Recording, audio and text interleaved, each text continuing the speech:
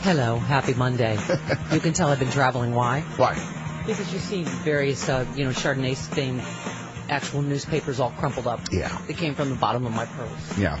Ooh, look, Washington Post. Wow. Very, very exciting. Lots of Chardonnay on that one. Good morning. I am, Drunk? Yes. Okay. Yes. Yeah.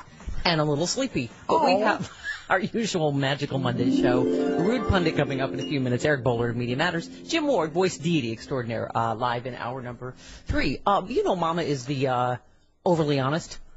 So I had kind of a sad weekend. Okay. No, it all ties together. You'll see. It all magically ties back together.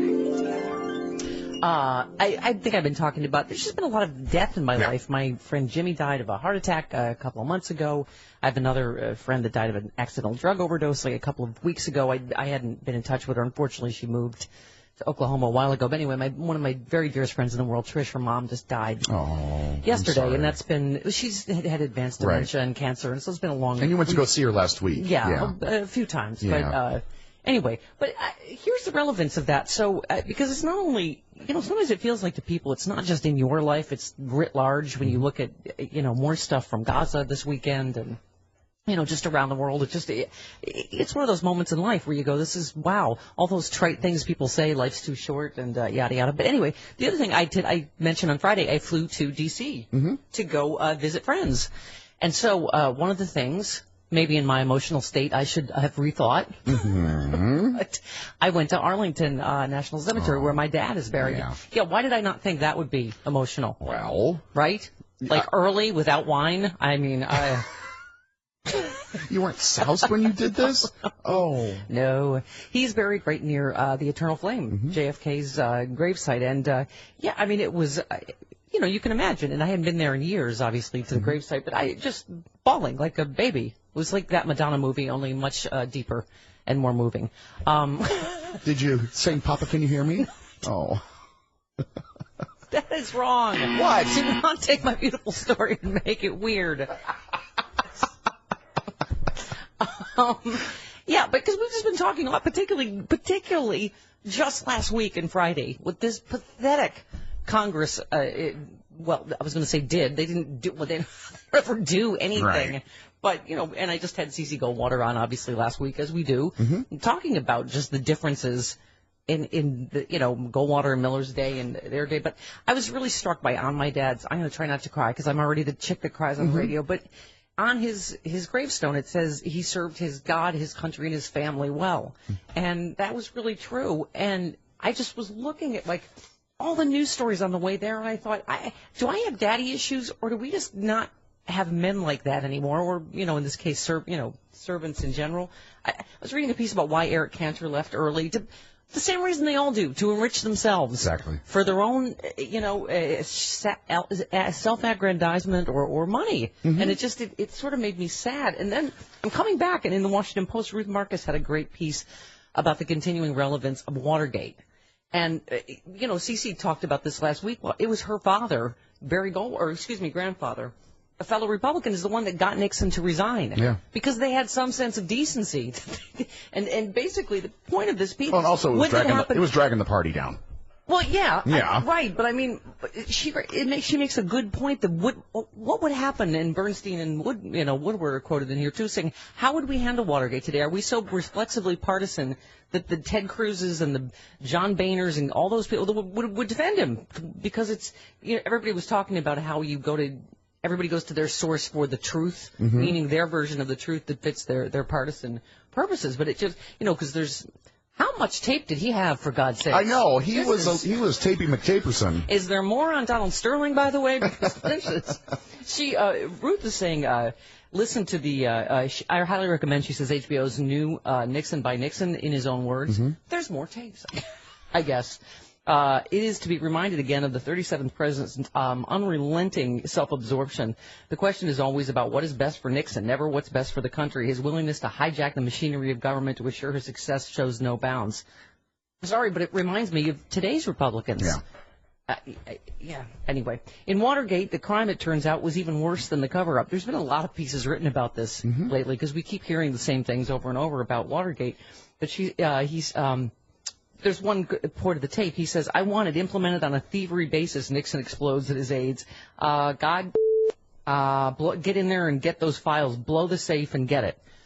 Ladies and gentlemen, that is high crimes and misdemeanors. Yeah. Not this. As I was saying to Stacey last week, can you imagine if, after one version or another of the original civil rights legislation didn't pass, if Goldwater said, well, let's go sue LBJ now, they've never done this. No. Like, it is quantitatively different. Anyway, but, so, I mean, and it's interesting. I didn't even know some of this stuff. I mean, it's amazing how you think you learn Watergate in school. And she said, blah, blah, blah.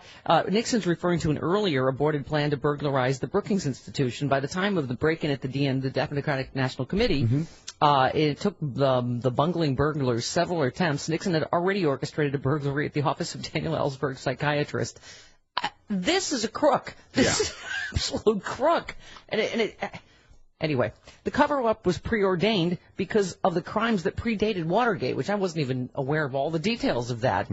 But, okay. It was a mindset of doing anything to advance Nixon's policies, his political stature, and there was no barrier, including the law, said Bob Woodward. Nixon was, let us hope, a uniquely damaged and dangerous man to have ascended to the heights of the presidency. The ensuing scariness of the Watergate moment as the nation watched a White House unravel and the country approach a constitutional crisis was and thankfully remains unrivaled in post-Civil War political history. Indeed, Elizabeth Drew, who chronicled the period for The New Yorker, noted the deliberate diminishment of Watergate by the practice of adding gate to every run-of-the-mill scandal. Yeah. That's what we're fatigued with, and, it didn't obviously... Yeah, I'm not a fan of that.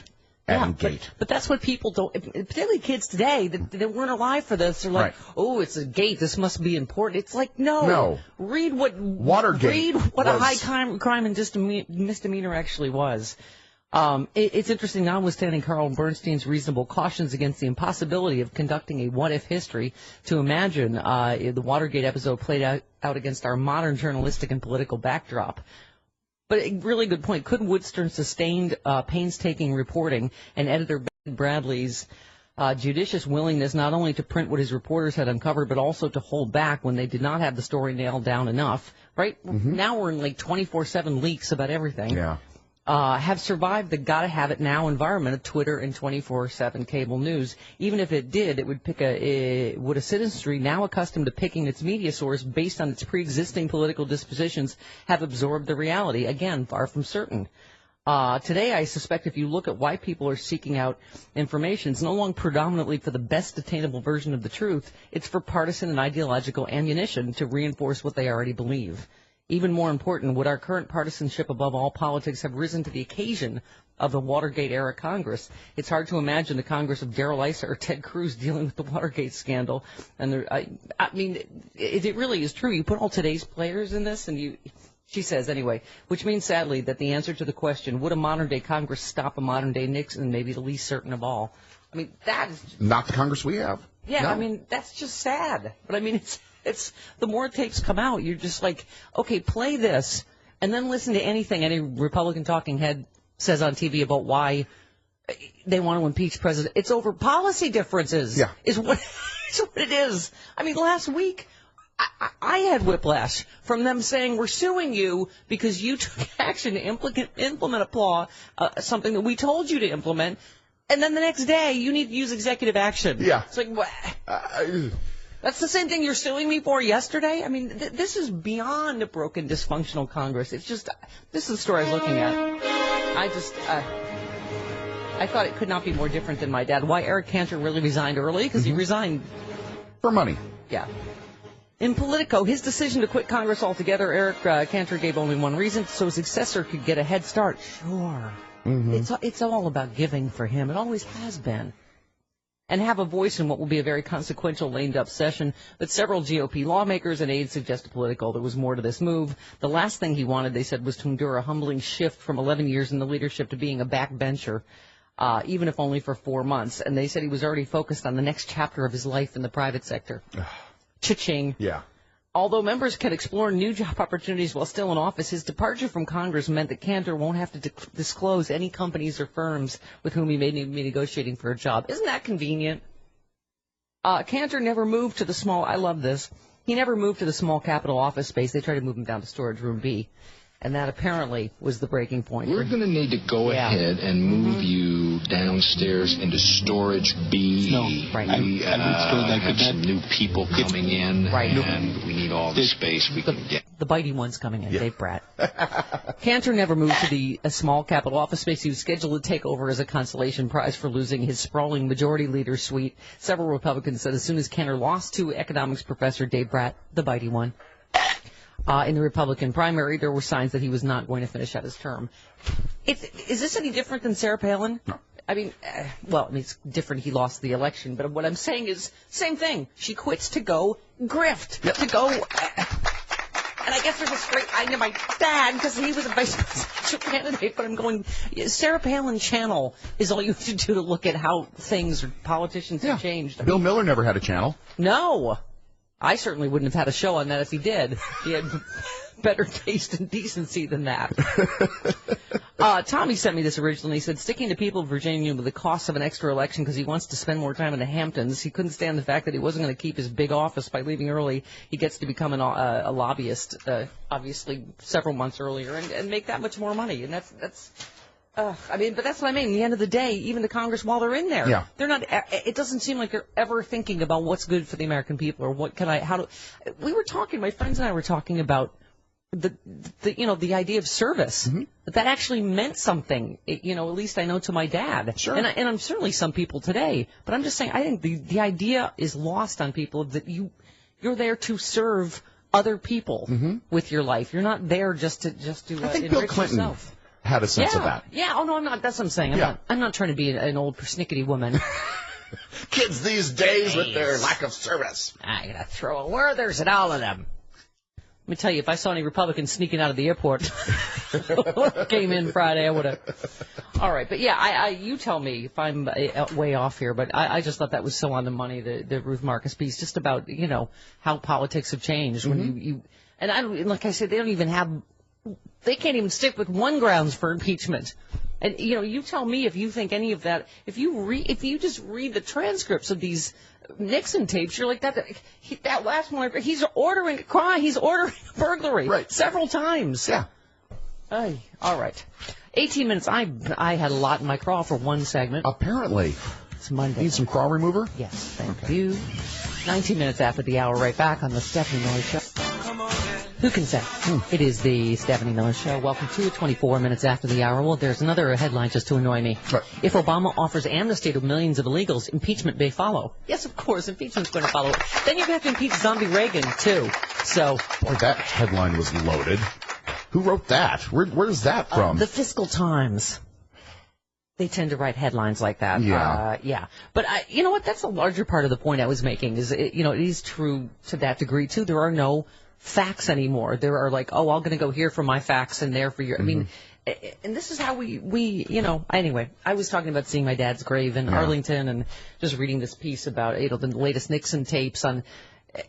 That was high. That my friends were impeachable offenses, and it was Republicans that forced him to step down.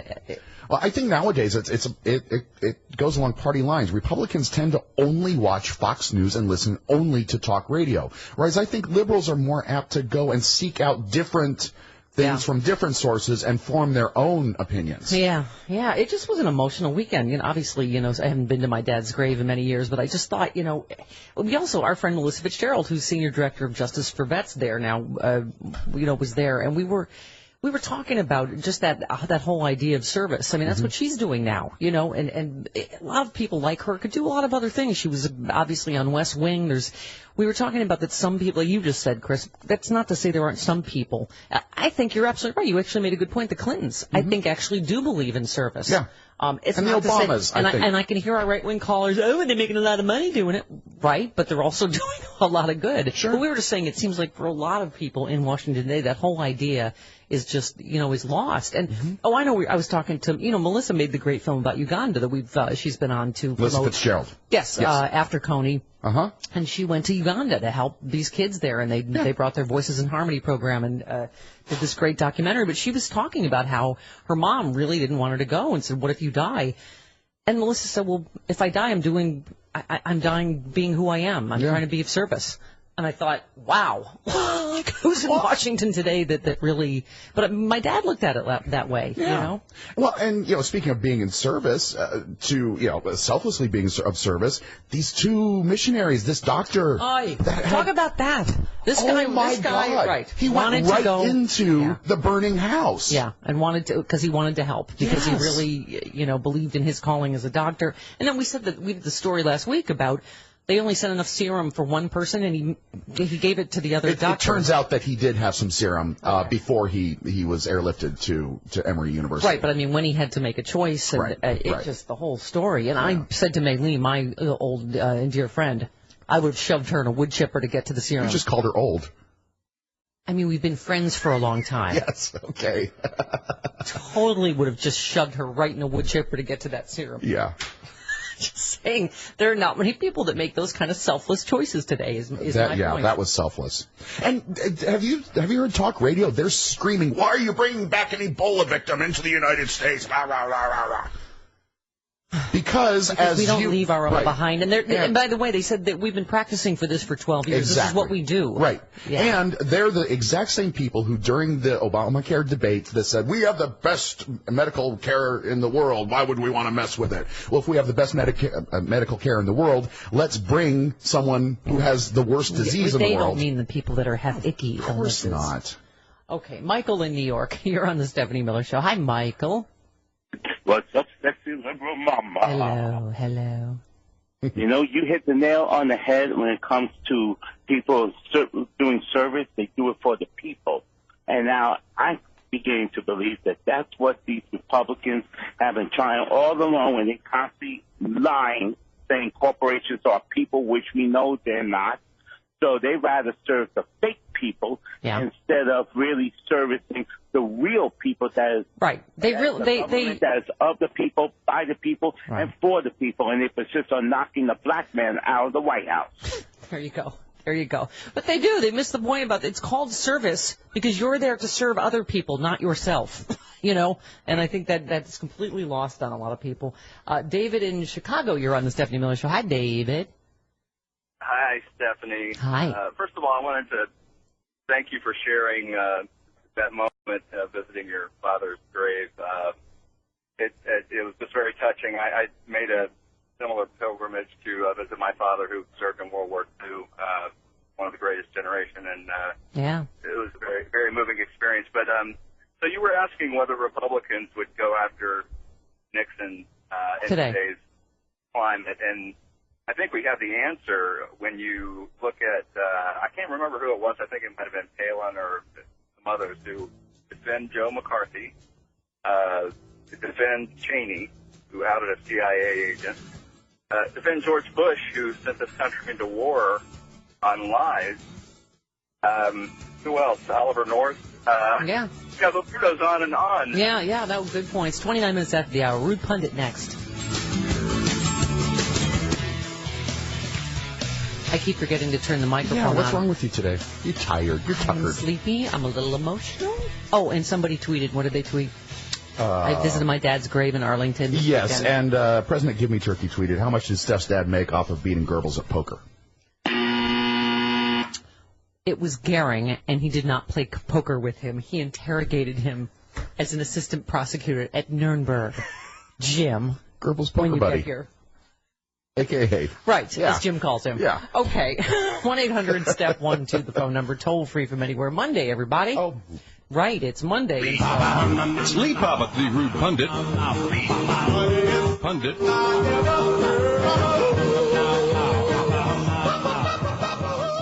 Good morning, Papa. Good morning. How are you, sir? I'm doing fine. I understand you are in the South. Drunk and wandering around the South. I am, and let me tell you, it's as scary as ever down here. We mean that in an exciting way. Yeah, sure. Right. We can do that. I don't mean it in a racist, crazy, religious, gun-loving way. So I don't know. I was, if you'd heard the opening segment, I was in Washington this weekend, and so I did have the occasion to go visit my dad's grave in Arlington. But Ruth Marcus wrote a piece in the Washington Post, about Nixon, the latest tapes that have come out, and this is what high crimes and misdemeanors were, and it was other Republicans that finally got him to resign, to step down, and just how this whole, because you wrote a piece about impeachment, but it really has gone beyond absurd. Don't you think, even the grounds that they're throwing out for impeachment, it's sure. policy issues. Yes, we don't like the way you're enforcing the laws. That's now a high crime and misdemeanor. Right. That makes getting oral in the Oval Office seem like a murder. Yeah.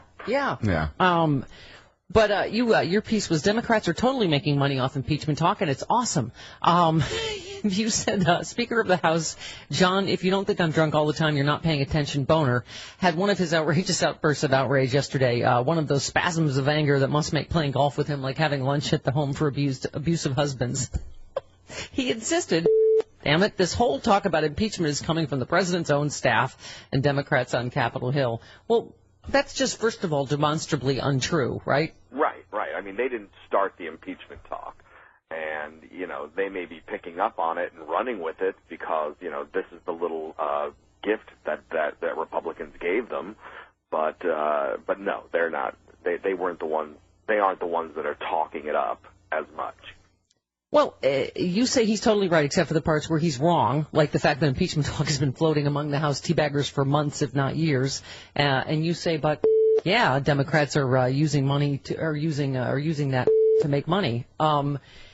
That's the thing. It's like, again, recording devices. You have not only there was a whole piece with Sean Hannity and Sarah Palin, and there's been a ton of Republicans in the House that have said it. Yeah, I think Steve King did just this weekend. Said, well, if he moves ahead on some of his immigration reforms, I think we're going to have to talk about impeachment. But the House told him to, because they couldn't pass immigration reform. They said, well, he's going to have to get this done through executive order.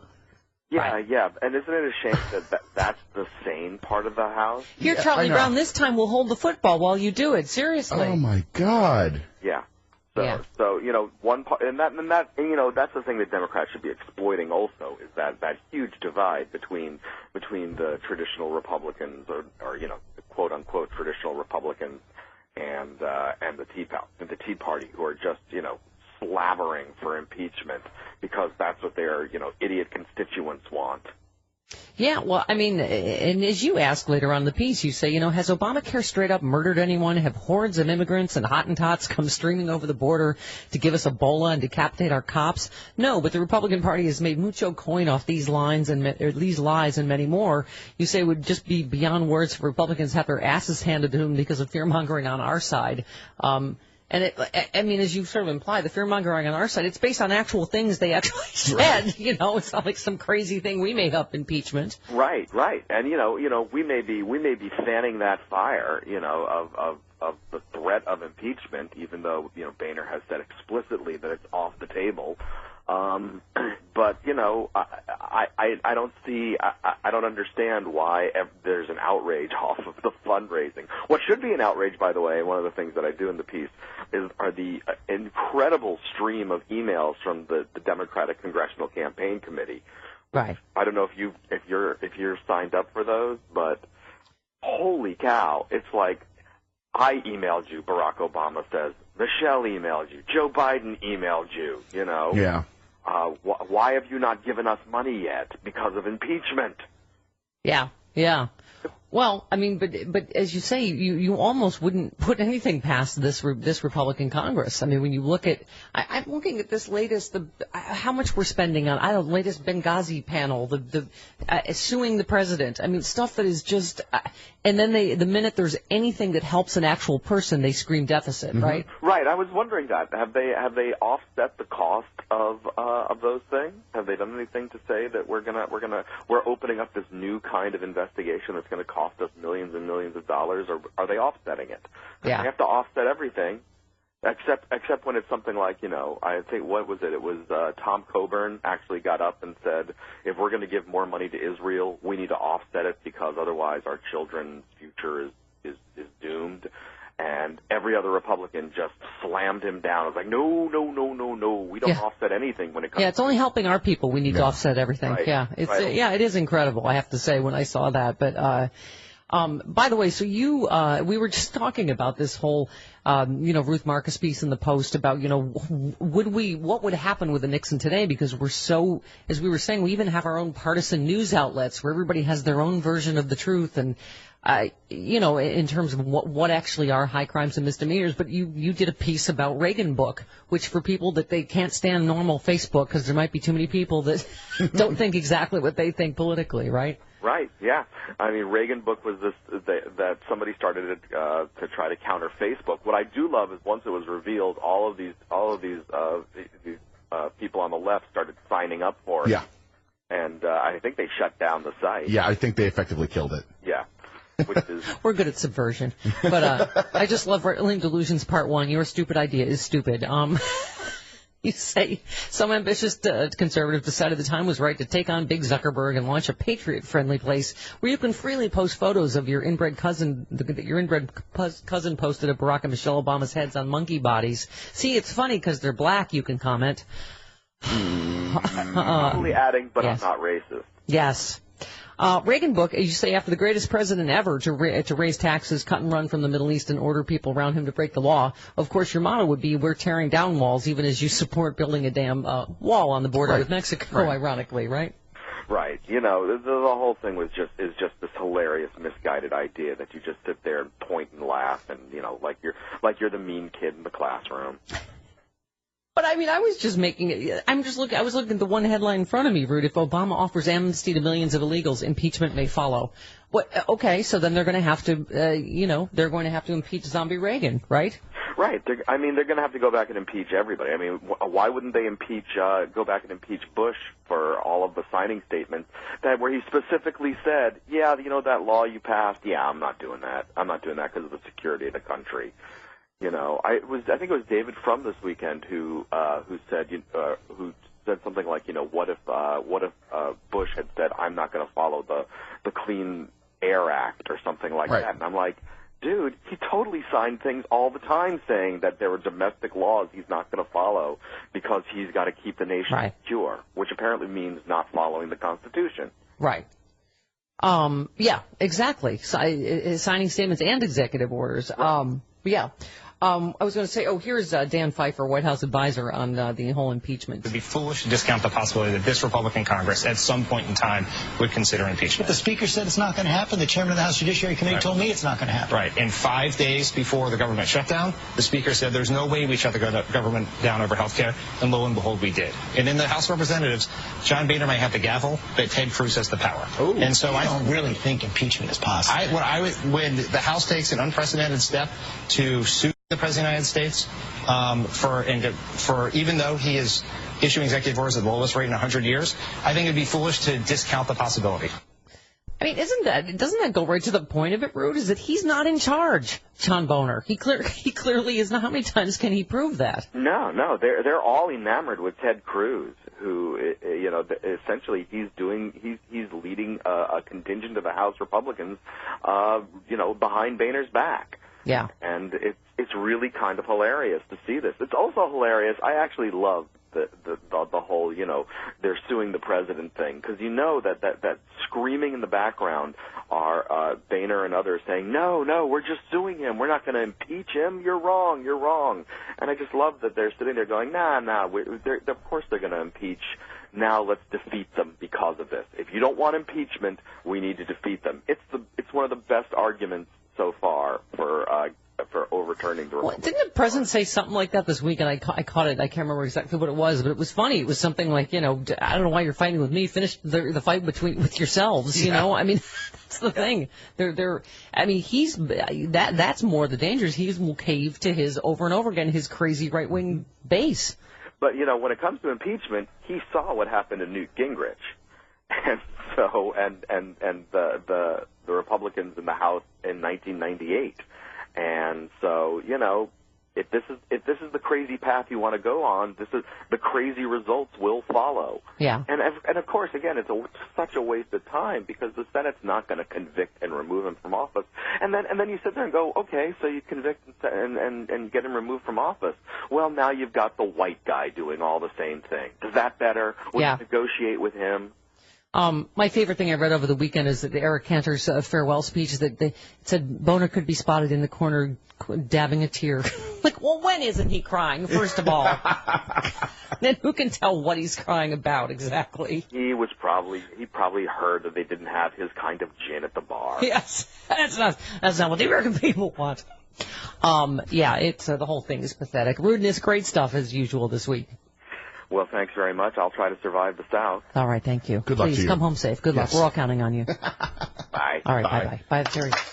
Stumbling around the South, doing God knows what. 46 minutes after the hour, right back on the Stephanie Miller Show. It is the Stephanie Miller Show. Welcome to it. Eric Bollert from Media Matters coming up at the top of the hour. Voice deity Jim Ward live in hour number 3. Very exciting. StephanieMiller.com, by the way. You can email us all there.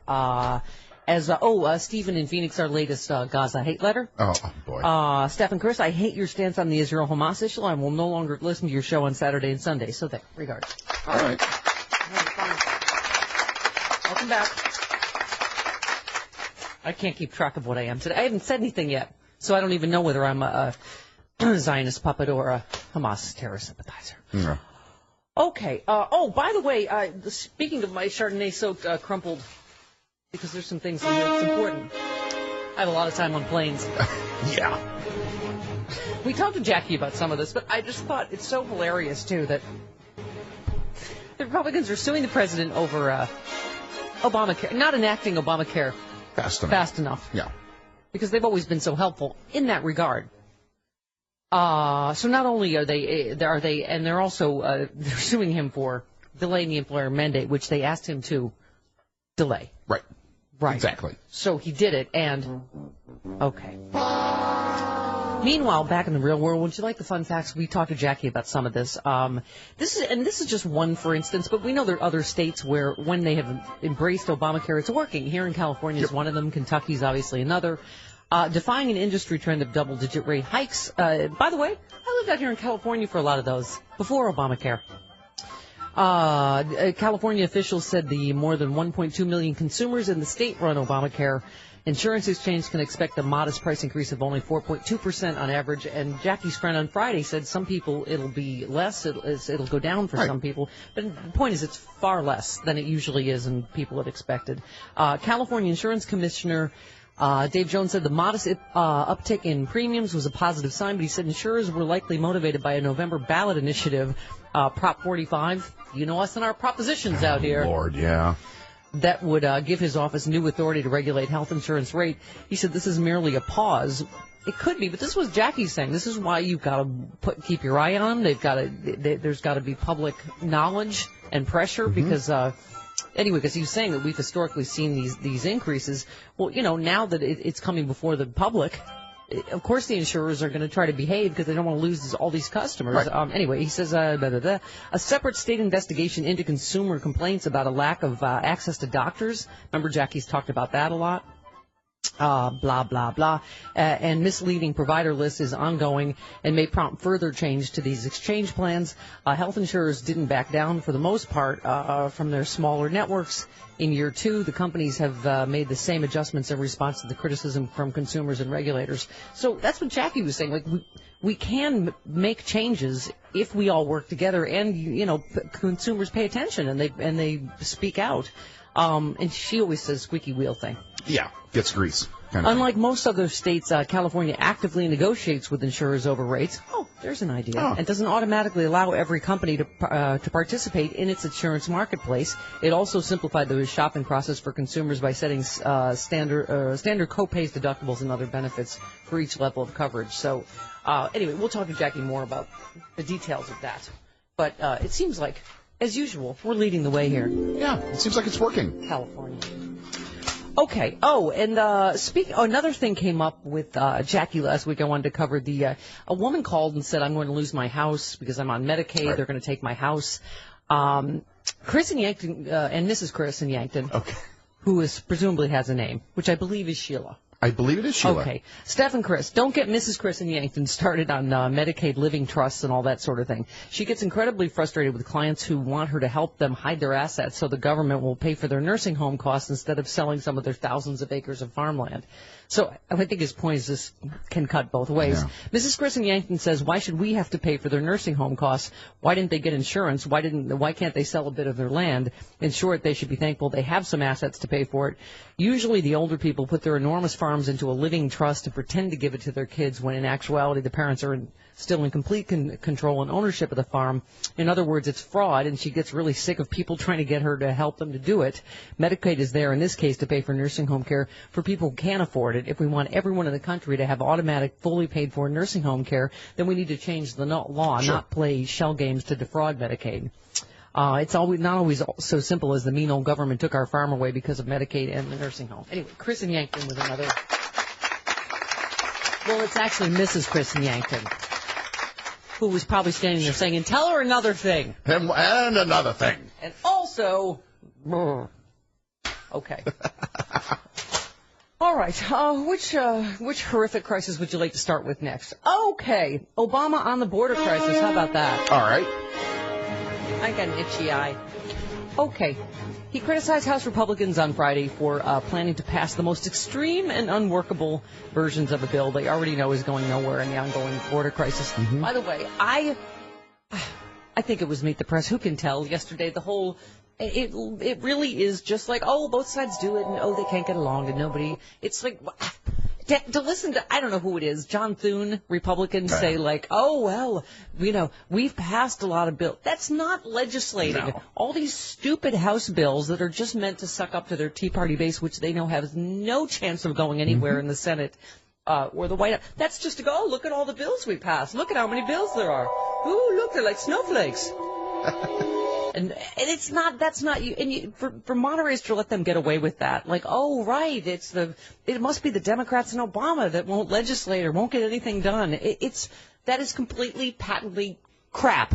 Yes. And, and David Gregory takes part in crap. Thank you. It is craptastic. Which is why it's going to be taken over by a bowl of oatmeal. John Fugelsang gave us that inside media news. Yeah. I don't keep track. It's going to be hosted by a bowl of oatmeal. They're saying it may be Chuck Todd. They don't want to go that. They may not want to go that strong, so it may be cream of wheat, or maybe even a thinner gruel. Porridge. The president said they're not even actually trying to solve the problem. This is a message bill they couldn't pull off yesterday, so they made it a little more extreme. So maybe they can pass it today, just so they can check a box before they're leaving town for a month. I mean, it is pathetic. It is pathetic. The House is likely to pass its own funding measure, I guess they did, that would never get through the Senate and will be coupled with a bill to end one of Obama's key immigration policies that keeps undocumented young people who have been in the U.S. for 7 years or more from being deported. Again, the Dreamers have nothing to do with the border crisis that's going on now.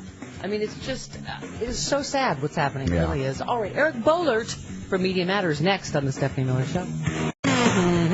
It is the Stephanie Miller Show. Welcome to it. Happy Monday. Boise City, Jim Ward. Mondays with Maximum Mookage. Coming up in hour number 3. 1-800-STEP-12, the phone number. Toll free from anywhere. All right. Who would I like to talk to more than Eric Boehlert? Nobody. Eric Boehlert from Media Matters for America, doing the Lord's work as usual. Eric Boehlert. Eric Boehlert. Let's dive into the right-wing world. I don't know what that means. Eric Boehlert from Media Matters, whom we love. Good morning, Eric Boehlert. Hey, good morning. I was talking about being in D.C. this weekend, and I don't know if you saw Ruth Marcus's piece in the Washington Post on the more Richard Nixon tapes. But, just what actual high crimes and misdemeanors are. I mean, just for all y'all's by way of historical perspective, right? Yeah, right. And that's what's so funny about the impeachment debate. And, Republicans just have thrown it around for 5 years. Media Matters documents your talk radio friend Michael Savage. 2 weeks after... 2 weeks after Obama was inaugurated in 2009, he was talking about impeachment. 2009, 2010. Look, this has been Benghazi, it's been Bergdahl, it's been the IRS, right. It's been Obamacare. So they throw it around. It's become code for we wish we could win elections. We wish this guy wasn't president. And there's a supposedly a great HBO documentary on tonight, just based on the audio tapes And it's important that people, I mean, it's been 40 years. We've got an entire generation, particularly of people writing about politics in Washington who weren't even born, didn't even get to watch those impeachment hearings during the day when we only had 7 channels to watch. You forget that there was a criminal enterprise being run out of the West Wing. It was not this little break-in. Right. They were breaking into doctors' But I mean, offices. right. And the president on tape saying, blow the safe and get, I mean, he's like Al Capone when you hear him on tape. I mean, if it was Obama calling up Eric Holder and say, if you don't kill this Lerner, or this IRS investigation, you're fired. I mean, that would be the equivalent. And that would just be one part of it. Right. And then if Obama was also, part of these, this crazy criminal enterprise to break into doctors' offices and disrupt Tea Party, rallies, and people forget. They think it was this little break-in. They think, Nixon was just unpopular. He was about to get his own Republican Party was about to, kick him out of office. He was going to go to jail. That's the other thing people forget about. Well, exactly. I mean, Eric, that's what I don't know if you had heard, I was talking about going to visit my father's grave in Arlington, and just how emotional it was. But we just had CeCe Goldwater on last week reminding us of what you just alluded to, that it was Barry Goldwater that went to Dick Nixon and said, you have to resign. It was his party that said, this guy's a crook and he's got to go. And it just, I think that, it's interesting. I fly into Washington, Eric, and maybe I'm like you. Despite all of this, I'm kind of a political geek. I kind of go, wow, every time I see our monuments and what a great country we really are and should be, and the people that actually are there to serve. But it just, I think it just kills me what's going on now, and how, like you say, historically, how lightly they're just throwing around the word impeachment. Yeah, and it's heartbreaking to watch a Congress that is committed to doing nothing. Good piece by Charles Blow in the New York Times today, looking at people have talked about how little this Congress has done, and he breaks out the ceremonial pieces of legislation have been passed and the substantive, and he compares it historically, and it's just heartbreaking. And and Republicans, when confronted with this, say, well, this is a success. We're here not to do anything. And you look at what's happening with climate change and the border and highway infrastructure, and we've never, ever, ever had a sort of generation of a political party sent to Washington to basically sabotage the government nonstop, or do nothing and take 5-week recess and complain that the president plays too much golf. So it is heartbreaking when you walk around the city and you see all the greatness and you see the icons and you see the history, and then you understand what is now taking place in what's supposed to be, governance. Yeah. You tweeted, do nothing Congress that wants to impeach the president. I'm pretty sure Dems are comfortable heading home to face voters with that script. I hate to say it, but, is this going to at least help politically? Well, yeah. I mean, the D.C. press has been in love up until a couple of weeks ago, where I think they're kind of realizing our beloved, Republican wave is not going to materialize. They're not going to run the board. Republicans on the Senate side will be probably lucky if they win even a single purple race. So, but when there's a wave, yes, it's a reaction against the sitting president, but a wave also captures an embrace of the other party. I mean, we saw it in 2006. It wasn't just anti-Bush. It wasn't just anti-war. It was an embrace of the Democratic Party that was saying we're going to bring an end to this war and things like that. Mm-hmm. So the Republican Party now is just absolutely they're going to run on lawsuits. They're going to run on, we didn't do anything about border security. We're going to run on impeachment and things like that. So there's absolutely no indication that there's an embrace of the Republican Party, which I think is ultimately going to take the air out of any kind of Republican wave. That doesn't mean they still can't win the Senate. I mean, the map is so tilted. But there's no polling that suggests any kind of wholesale embrace of the Republican Party. And again, that's because their platform in Washington is let's do nothing, let's sabotage the government. And unfortunately, I think the press is playing along with that. Yeah, and you had tweeted, and this is goes right to that point. You tweeted, impeach. Economy has added 200,000 or more jobs in 6 straight months for the first time since 1997.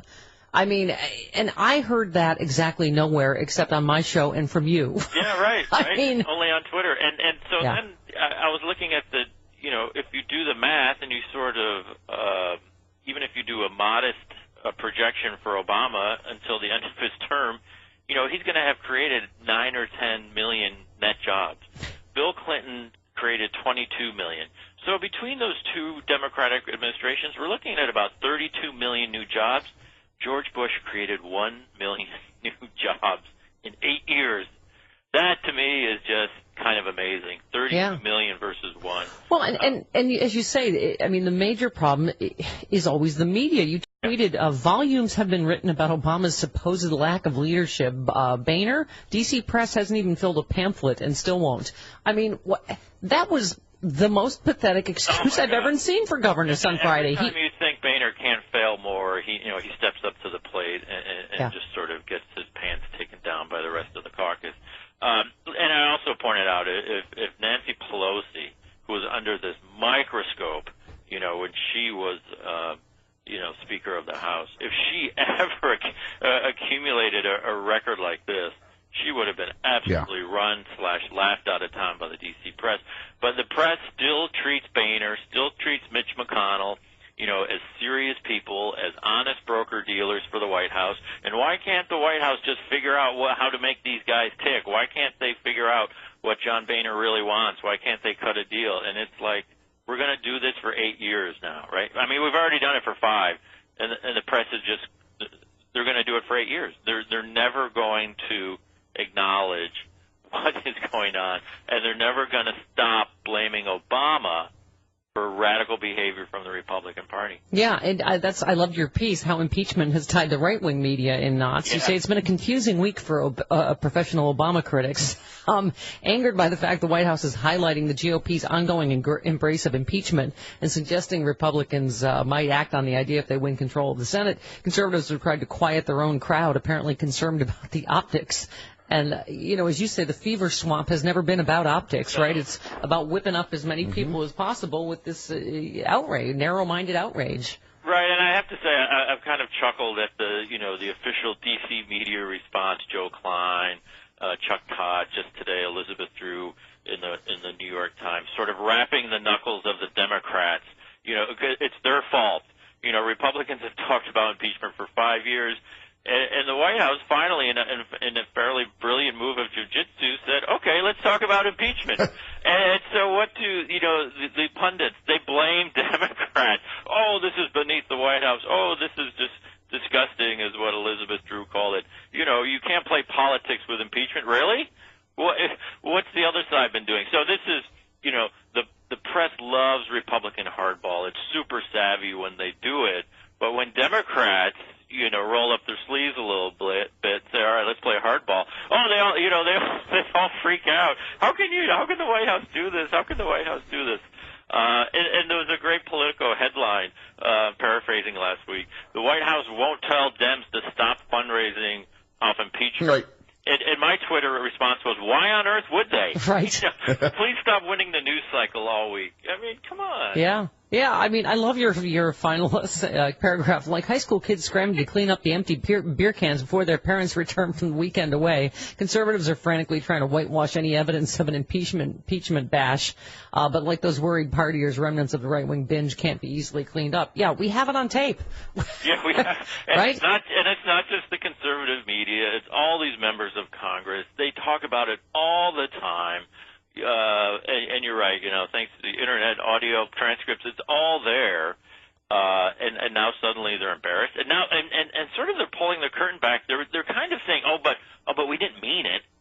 Yeah, we talked about it for 5 years, but we didn't really mean it. Why are you taking it seriously? Which raises a whole other question. I can relate after being forced to clean up some of my big brother's high school parties before my parents got home. And I'll never forget when I was actually sitting there and there was like a bong thing.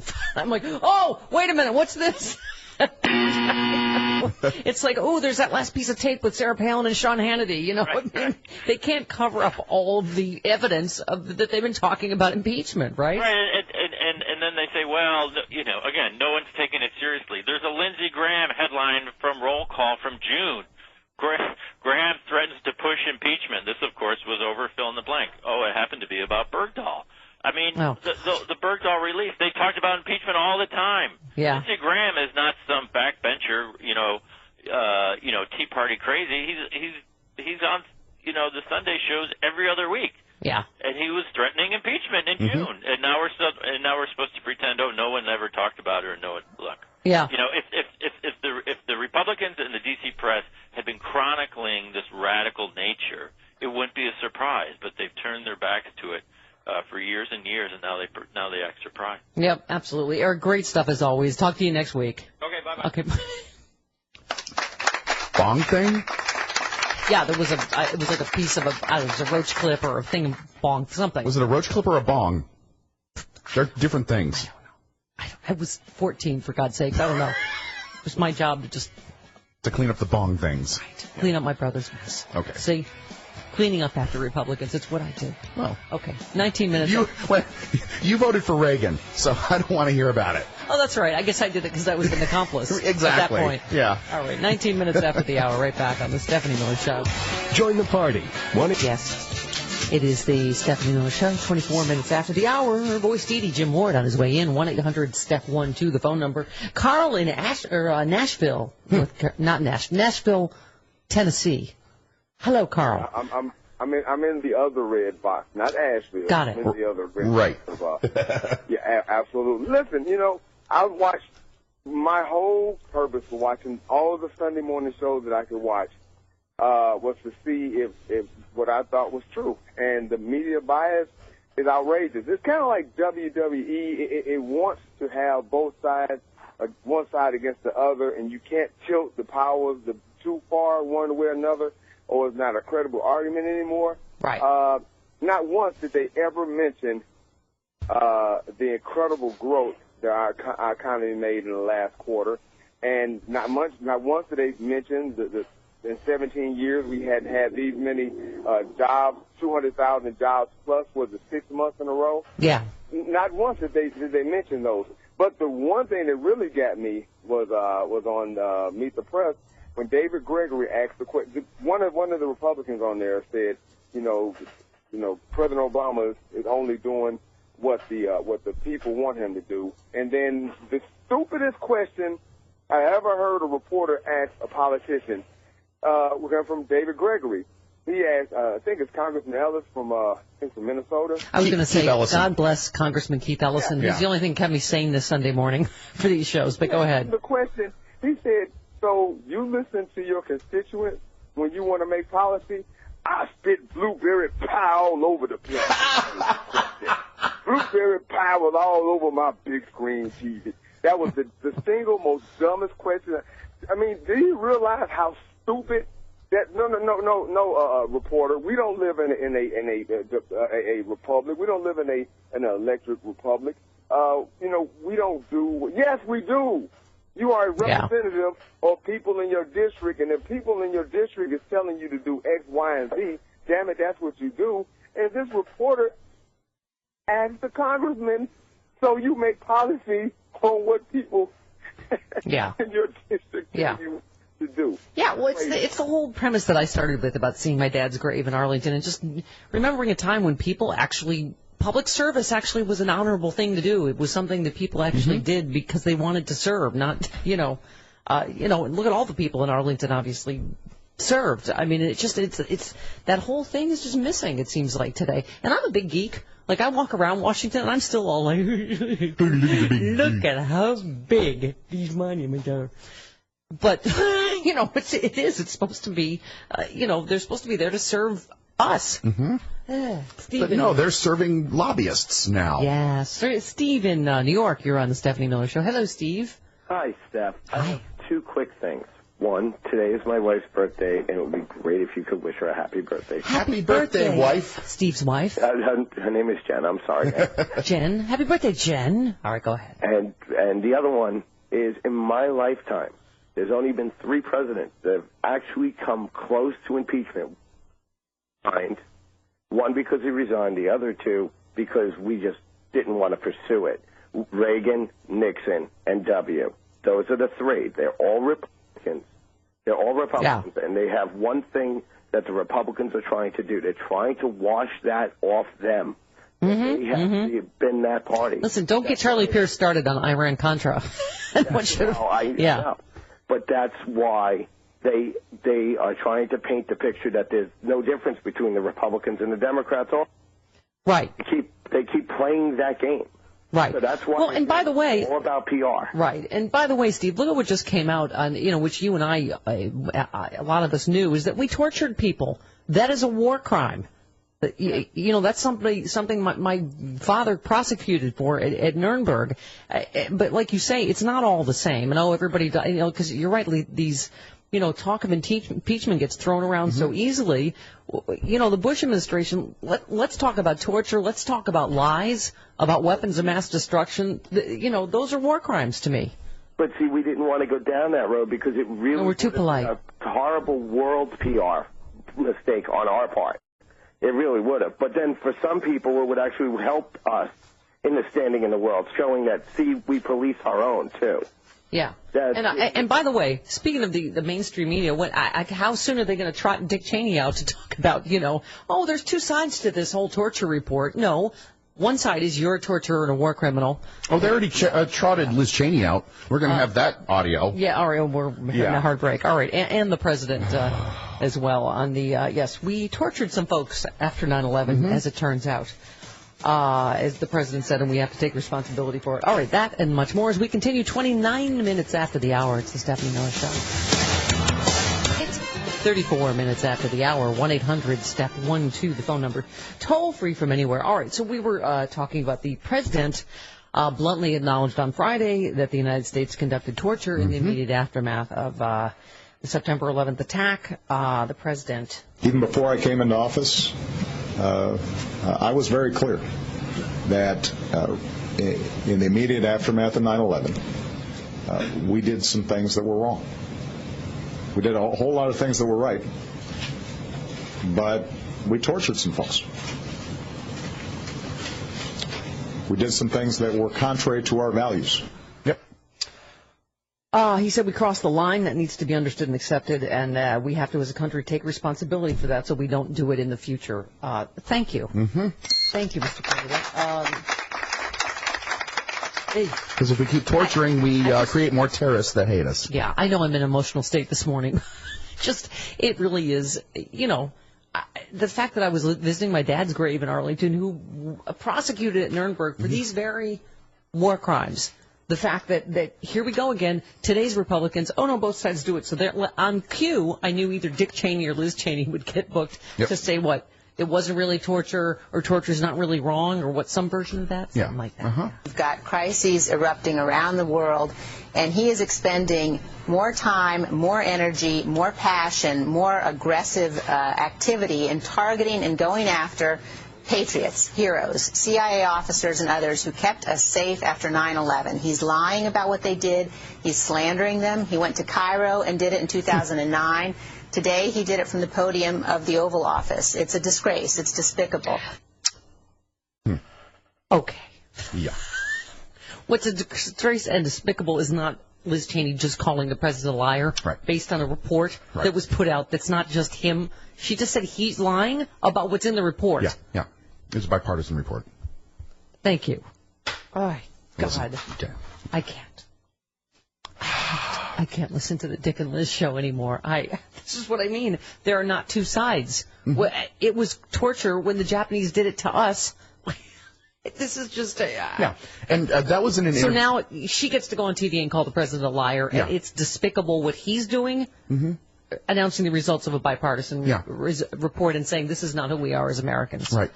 And that was in an interview with Fox News' Monica Crowley, who, in that same interview, she asked Liz Cheney, did Obama bring up torture to distract from his own scandals, which are multiplying? Right.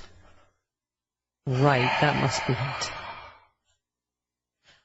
Okay. Our friend Julie from Seattle she was retweeted by Joy Reid of MSNBC. Very exciting. Oh, cool. She said, taking a really depressing pause to imagine the Gore White House addressing climate change and heeding the 9/11 warnings.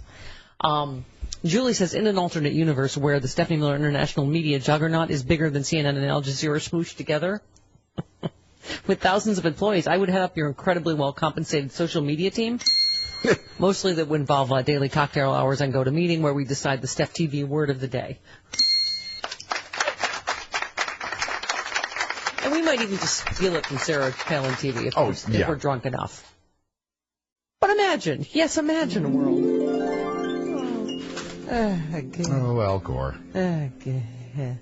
Yeah, remember a world where we wouldn't have had to have, he would have heeded the 9/11, so we wouldn't have had the Iraq and the torture and all of that. Yeah. Okay, meanwhile, back to our present dysfunction. As I mentioned, President Obama criticized House Republicans on Friday for planning to pass the most extreme and unworkable version of a bill they already know is going nowhere. That is not the same as legislating. And if I see one more person on the Sunday show, Republican, just taking it as word, we've passed just as many bills. It's the Obama and the Democrats that won't. The president said, keep in mind, just a few days earlier, they voted to sue me for acting on my own. And then when they couldn't pass a bill yesterday, they put out a statement suggesting I should act on my own because they couldn't pass a bill.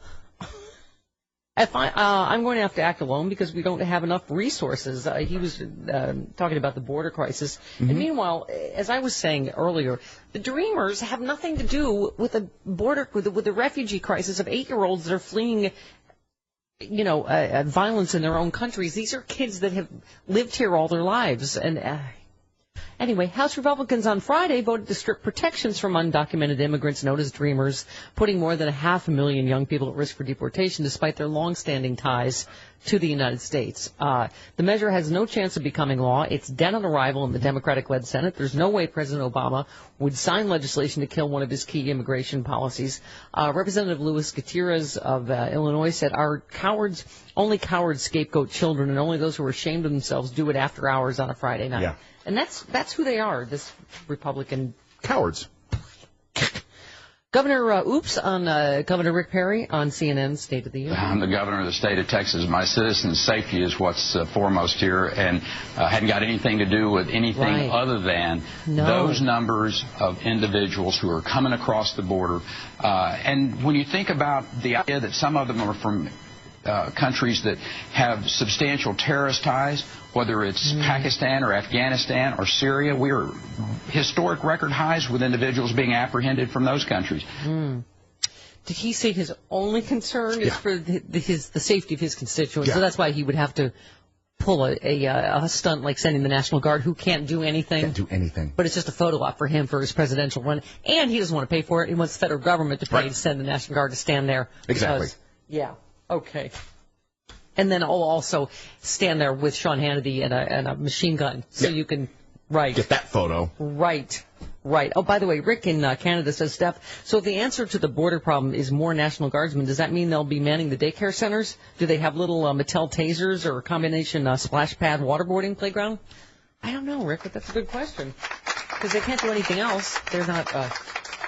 They can't apprehend them. Would they like them to shoot the 8-year-olds? What would he like them to do exactly? Right through the teddy bear. With his only concern, because it's his safety of his people from the toddlers that are coming across them.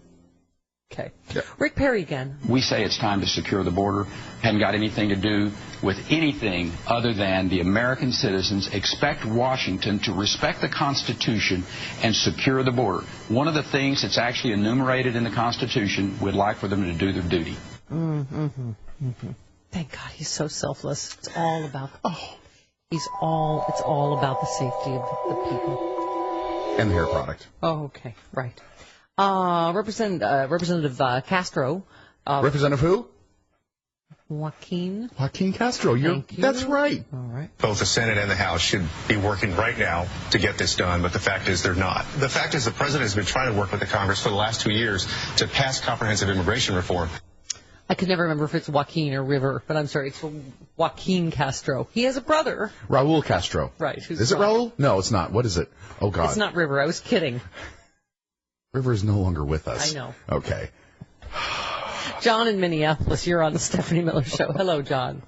Yeah, I just wanted to make a general comment. I just wanted to say that I think the events that have unfurled, over the years from Ronald Reagan until now, proves that liberalism has far more moral authority than conservatism, and the argument that conservatives had against liberals that we were all hypocrites. But the thing is, we have ideals, and maybe we don't live up to them. It's easy not to be a hypocrite if you don't have any. And so I just wanted to make that comment, and we shouldn't be surprised. Well, they think, John, I think Tina Dupuis wrote a piece on that, right? That they have no hypocrisy chart. It's just lost on them. There's just they have like an iron dome. It just bounces off when you. It bounces off because they've hardened their hearts, whereas liberals do bleed. And we care about other people, and maybe we are somewhat hypocritical, but we still know that is the correct thing to do, is to care about other people, their sufferings, even people that disagree with us, that people should have a right to live as they want to live without, affecting other people in the sense that, they're no threat to us. I mean, there's no threat from a lot of different groups of people that want to be respected, and that's morally correct. I mean, it's morally correct even from a conservative point of view in terms of if you look at history. So they have absolutely nothing behind them except a gun, Right, I understand. All right. It's an iron dome. I never thought of that. See? It's a hypocrisy missile defense system. Larry Craig, Senator Craig, don't you think it's hypocritical of you that you've been voting against gay rights your whole life and you've been caught trying to pick up a guy in a bathroom? What do you think of that? What do you think of that? Nothing. They don't care. Nope. It's lost on them. He would just be in denial. He would say, I love my wife. I am not gay. I love my wife. Bonk. Okay. I love my wife. Oh. Okay. Mike in West Virginia, you're on the Stephanie Miller Show. Hello, Mike. Good morning, Mama. Good morning, Chris. Good morning. The Morrill bank account closed a long time ago on the GOP. Yeah. I mean, they have no moral credit. But has Liz Daddy Issues Cheney ever heard the name Valerie Plame? I love you, Daddy. About hypocrisy, her actually talking about CIA agents what her father did to that poor woman because the woman's husband revealed the truth about yellow cake uranium, which was complete BS. I think I mentioned that they are immune to charges of hypocrisy. She has the dome, an iron dome. Yes, the iron dome. Exactly. Thank you, dear. All right, thank you, honey. All right. It was Julian and Joaquin. Yes, Daddy, may I have another? Wow, I don't think I can play that soundbite again. That made me vomit a little bit. Yeah, a little bit. A little bit. Yeah. Okay, 45 minutes after the hour, we roll along on the Stephanie Miller Show. The Stephanie Miller Show, welcome to it. Voice lady Jim Ward on his way in. Oh, why, what's this? Oh, there's some breaking news. House Intel Committee reveals Benghazi findings. Yukon Cornelius, the head of the committee, said they found once again at taxpayer expense. Nothing. GOP-led House Committee. Right. Yeah. A report unanimously adopted by the Republican-led House Committee last week flatly contradicts a number of criticisms of the Obama administration's response to the Benghazi. Yeah. The report denies several allegations that have been made against the administration, including the inflammatory claim that military assets available to assist the compound were ordered to stand down during the attack. Oh, dear. Certainly, this doesn't harsh the Trey Gowdy buzz, because he's going to get through the bottom of it. Something tells me Fox News isn't going to report this story. You don't think so? No. No. Okay. It's not going to be a topic on right-wing talk radio today. I weep for America. Hello, Kevin in Minnesota. You're on the Stephanie Miller Show. Hi, Kev. Hi, Kevin. Hello, Kevin. Oh, Kevin. He's going once, going twice. Hello, Steph. Oh, hello. Hey, Obama's got these guys all figured out. He baited them into suing him for executive overreach. Now he's releasing the torture memos and the investigation that shows how many laws and how many international treaties that George Bush did, and the actual crimes, and now the same people that are suing Barack are going to be running around saying, well, Bush has these enormous powers of executive privilege. So Obama, once again, 3 steps ahead of these clowns. He's got them right where he wants them, and he's going to make them look like crap right before the election. Yeah. Liz Cheney should be visiting her daddy at the Hague, not at Fox News green room. Daddy, I make you a cake with a file in it. She would, too. She'd try to bust him out. Oh, hell yeah. Okay. Just to win the love of her father. Angela, I shimmed somebody for you, Daddy. Angela in Pennsylvania, you're on the Stephanie Miller Show. Hello, Angela. Hi, Stephanie. I just wondered if you had seen the interview with Glenn, not to change the subject, but the interview on Reliable Sources with Glenn Beck, who said he had a change of heart. And I think this is a bait-and-switch deal with him. Yeah, he did say that on Reliable A change Sources. of heart about everything? Or He wants to be a more compassionate conservative. Yeah, he said he regrets a lot of the things that he said on Fox News. Really? Like calling the president racist and that sort of thing. Do you think that's true, or you think he puts those people in? I smell a new shtick. I can't help it. I do. He's a carnival barker. I smell a new shtick. Corky in Rochester, you're on the Stephanie Miller Show. Hi, Corky. Yeah, it's time for a history lesson. Okay. This problem at the border started in 1980 when Reagan funded the Contras to attack Nicaragua. Nicaragua had the fastest growing economy in Central America. But because he wouldn't let U.S. big money into his country to invest and take advantage of their natural resources, Reagan come up with the plan. He was forced to trade with Cuba and with Russia because the U.S. wouldn't trade with them. Then Reagan come out with a schmeal about we're going to have Russian tanks. Well, if Nicaragua was allowed to flourish in their economy, that would have brought the economies of all the other countries around them up with them. And you wouldn't have these cabands of rebels running through these countries and taking over. And that's why we got the kids up. He's on a roll. All right. Forget it. All right. Thank you. Appreciate it. Hospice Incorporated. Haas and Pfeffer. Haas and Pfeffer. Okay. Are you okay today? Yes. I'm so happy. So is Gary. I love letter from Gary. Oh. You're back. Yay. As Michelle Bachman would say. OMG, I'm so happy you're back. I don't know where I went. But he says, I was one of the unfortunate StephCast subscribers who lost access to the podcast a couple weeks ago when you were simultaneously hacked and the Steph app went away.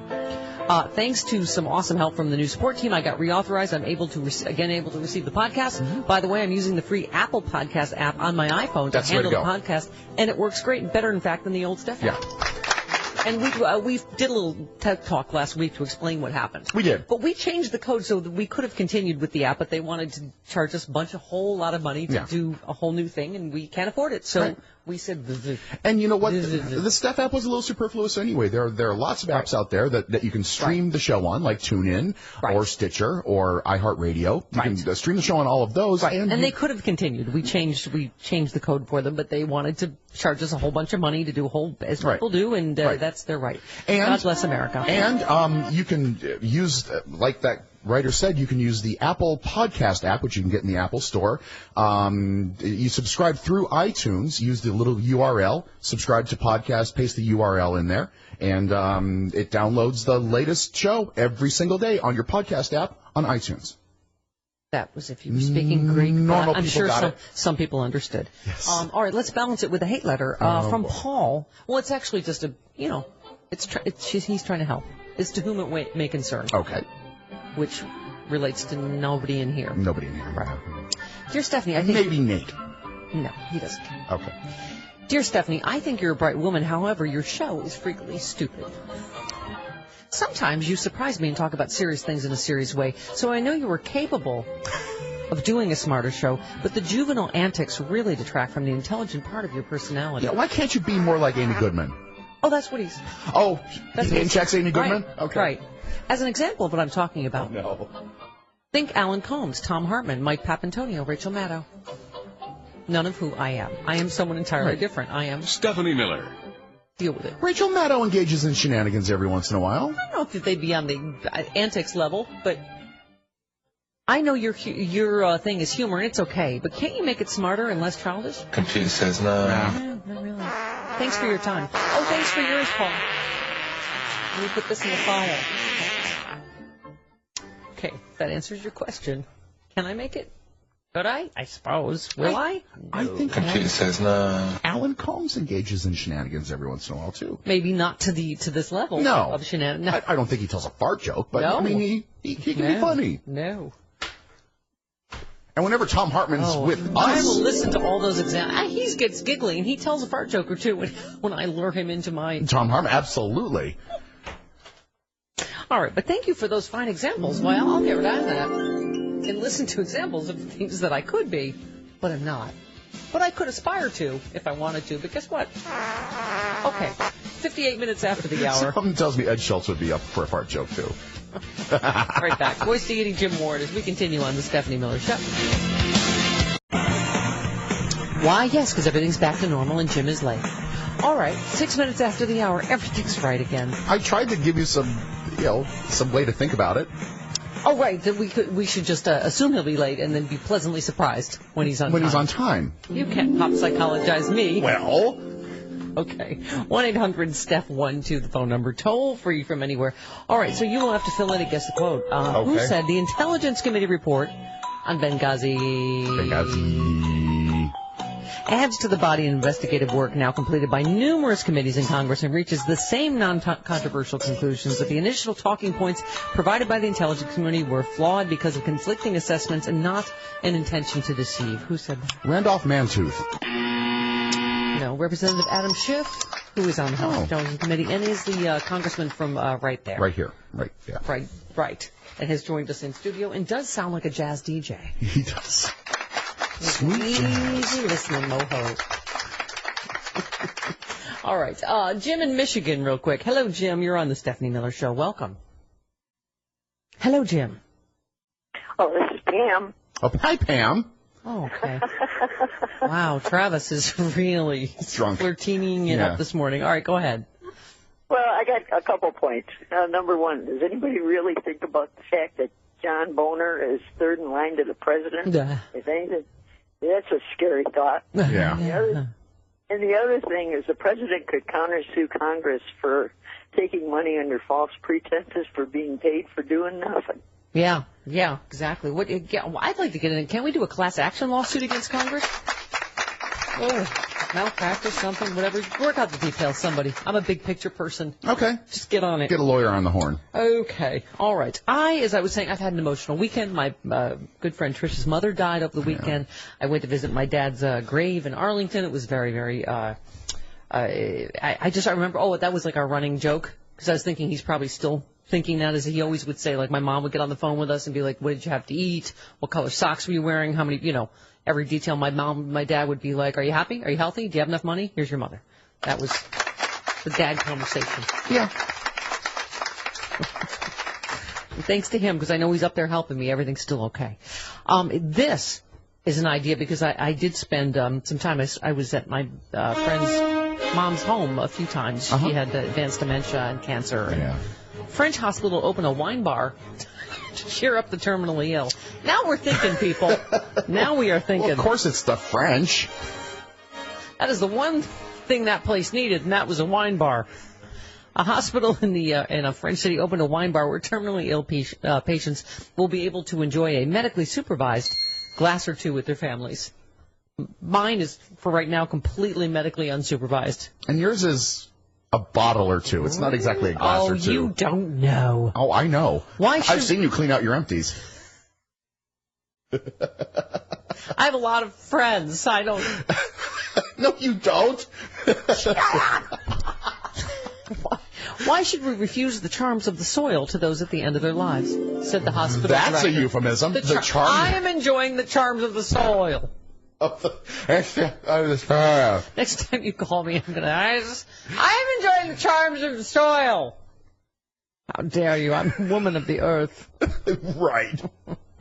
Medically supervised tastings will help brighten what is often a difficult daily life. Why, thank you. What a fabulous idea. Shots for everybody. I say it every... Woo! Shots aren't charms of the soil, though. No, Trish was actually telling me the story, too. Her mom died at like 2:30 in the morning. She was there with her. Yeah, oh. And so then she finally drove home. She was exhausted, and she said, I stopped to get, like, liquor. And she said, apparently the rule is they can't sell it after a certain time. After 2 o'clock. Can't they make an exception? Can't someone get that into law? Isn't there some, like, no, my mom died now, like, just now, so give me a... It's 2 o'clock here in California. Really? Yeah. You've never been at a bar at closing time, have you? I may run for office just to get things like this fixed. That rule... It's away. When a loved one dies, you can get a drink anywhere, anytime. Okay, where was I? Oh, a love story. By the way, I found my future wife. I think she is about 1,000, so we might need to hurry. Okay. But as long as there's a home with a wine bar, I think this will still work. Dog lover. Did you see this from Gawker? Yeah. Old dog, rejected after walking 30 miles home, is now filthy rich. Good for him. This is like, that movie Homeward Bound, but the people go, slam. No, thanks. This is awful. An elderly... Can you imagine that story ended that way? You're home? Oh, forget it.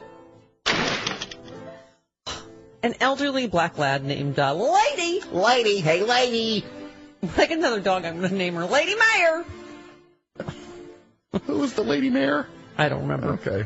I think it was one of those old foghorn, leghorn Republicans. What's his name? Haley Barber. Okay. So just because some Lady Mayor. Okay. An elderly black lab named Lady, try to focus, made headlines for walking 30 miles to return to the family that gave her up. Will get to live out the rest of her days in comfort at the home of a wealthy Florida heiress. Why can't I meet a wealthy Florida heiress? Her new mom sent a private plane to pick her up. Hello, private plane, pick up me and Max. It'd have to be a big plane, but still. It'd have to be a... And then I'll be able to do my weekly WTF in Florida from Florida.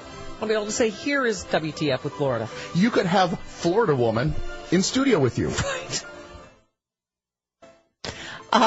Lady first landed in a Sedan, Kansas animal shelter after her original owner passed away. She quickly grew attached to the first family that adopted her, but they felt she was too rough with their puppy and worried she wasn't friendly toward little dogs. Whatever, people. They returned her to the shelter. She was adopted by a second family in Kansas earlier this summer, but Lady missed her previous home so much she escaped and pulled a homeward bound, walking 30 miles to reunite with the owners who'd rejected her, again. Oh, my Bastard God. people. After that, neither of Lady's adopted families would take her back, so the old dog boomeranged back to the shelter for the third time. Oh. That's where Wrigley... And how much do I love gum? Wrigley gum heiress. You do love gum. You chew Wrigley's every day. I could be so stuck on her. Right? Wrigley gum heiress Helen Roxburgh. Not Wrigley? What? No, it comes in. Well known as a dog lover, she once helped out a U.S. Marine who was going to lose his dogs by chartering a private plane to transport them across the country. They were too big for a commercial flight. You know what? I don't care how old this woman is. I don't care what she looks like. Done. She just hired a private jet for a lady. She personally adopted the dog who will live with her in her 10,000 square foot home. Oh. On a 120-acre Odessa, Florida farm, home to 300 rescue animals. I am coming, Wrigley Gum heiress. Do you know that she likes the company of other women? Oh, they never do till they meet me. Okay. Oh, I see. Okay. That's how it works. Okay. Let's go to Richard in Maryland. Hello, Richard. Welcome. Hi, thank you. Hello. Yes. Listen, I just want to say something about impeachment real quick. I believe that because the Republicans have used it as a what is not intended for as a political instrument, it's really cheapened it as what it's supposed to be intended for, like to punish actual crimes and misdemeanors. Well, Richard, this is what I opened the show talking about. I was reading Ruth Marcus, I guess, in the Washington Post, but she was talking about the new Nixon tapes and the new HBO thing. Listen to that. That is what a real crime and misdemeanor is. That is a president of the United States ordering high crimes. You know, I mean, it's and you're right. It gets thrown around so lightly, And, how many times have you heard it said since Eric Bowler just said, Michael Savage said it 2 weeks after President Obama was in office, that it was time to impeach him. Yep. I mean, it's terrible. Yeah. It's terrible. Can't use it anymore. Yeah, exactly. All right. Hey, here's the good news. Ebola's back. Hey, everybody. Yeah. What the flarn? Good God, it's like that, speaking of HBO, what was that movie, Outbreak? The people in all the suits again, the white suits running around. The Ebola virus has killed more than 700 people in Africa and could have catastrophic consequences if it were allowed to spread, World Health officials said. So why would anyone allow infected Americans to come to Atlanta? The answer, experts say, is because Emory University Hospital is one of the safest places in the world to treat someone with Ebola. There's virtually no chance the virus can spread from the hospital's super secure isolation unit. And, by the way, he didn't fly commercial air. No. Another thing they say is medical workers risking their lives overseas deserve the best treatment they can get. Absolutely. Thank you. Dr. Kent Brantley became the first person infected with Ebola to be brought to the U.S. from Africa. He arrived Saturday at one of the nation's best hospitals, and fellow aid worker Nancy Reichball, am I saying that right, was expected to arrive within a few days. I hope that our understandable fear of the unfamiliar does not trump our compassion when ill Americans return to the U.S. for care, said the director there. His agency said he received nasty emails and about 100 calls from people questioning why the sick aid workers should be let into Donald the United Trump States. leading the charge. Did you see him on Fox News yesterday? No. Oh yeah, he said, when you go in overseas and help people with Ebola, you take your chances. Shouldn't let them back here. See what I was saying about my original premise on the show today is people seem to lost the idea of a life of service. Yeah. Actually serving other people like this guy did. Dr. Jay Varkey, the specialist there. The unit where he will be taking care of is staffed with experts, physician experts, nursing experts in the infection control practices that are necessary to both contain the virus and maintain the safety of both the patients in the hospital as well as the general public. By the way, so Emory's infectious diseases unit was created 12 years ago to handle doctors who get sick at the CDC. I mean, this is what this is for. I mean, all right, the doctor again. I understand the public concern. This is a new infection for the United States, but we really think that we have processes that maintain, again, the safety of not just the patients, but the general public at large. It is such a scary disease when you sort of forgotten about it. Yeah. It kills as many as 60 to 80% of the people it affects in Africa. And, that this guy would want to go risk his life to help those people. Why does it not surprise me some blowhard like Donald Trump, who's probably never done a thing in his life to help anybody else, you would understand. He only does things to help Donald Trump. Yeah. All right, 18 minutes after the hour. All right, time to turn on the Jim's GPS that I put in the scruff of his neck last week. Right back on the Stephanie Miller Show. Like being stung by a... It is the Stephanie Miller Show. Welcome to it. 23 minutes after the hour. Jim was rear-ended. We're not going to give you any more information. No, just kidding. No, he's looking for a rental car right now, and he neglected to let us know that he would not be in today. Okay. He was rear-ended on Friday. He is fine. He is looking for a rental car, so hopefully he will be rescheduled for another day this week. Okay, 1-800-STEPH-12, the phone number, toll free from anywhere. Which other good news should we start with? Jim's not here. Ebola's back. I know. How about the Middle East? Oh, great. Something everyone can agree on. Boy. Good God. The numbers are staggering. More than 1,800 Palestinians dead, more than 60 Israelis dead. Valerie Jarrett, National Security Advisor. We are Israel's staunchest ally, but you also can't condone the killing of all of these innocent children. And so we're very concerned. We're monitoring the situation closely, and Secretary Kerry will do everything within his power to try to be helpful here. Netanyahu said Israel's military offensive against Hamas would continue at full scale to bring back the quiet. Oh, dear. Because that's what more war does. It always makes things quieter. At which point Israel would encourage the international community to help Gaza rebuild its infrastructure. On Friday, Israel declared itself done with ceasefires after Hamas almost immediately broke a 72-hour cessation of hostilities.